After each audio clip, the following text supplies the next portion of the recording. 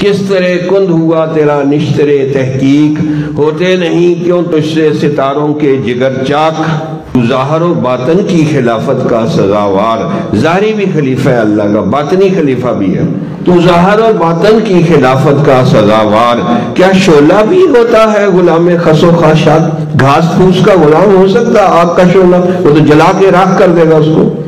مہر و مہو انجم نہیں محکوم تیرے، کیوں سورج چاند ستارے تمہارے غلام کیوں نہیں ہیں؟ مہر و مہو انجم نہیں محکوم تیرے، کیوں تیری نگاہوں سے لرزتے رہی افلاک، کہ تیری نظر سے آسمان کیوں نہیں کانپتے، یہ بڑے بڑے ملک تم سے کیوں نہیں ڈرتے؟ مومن نہیں ہے تو کافر ہے تو شمشیر پہ کرتا ہے بھروسہ، مومن ہے تو بے تیغ بھی لڑتا ہے سپاہی۔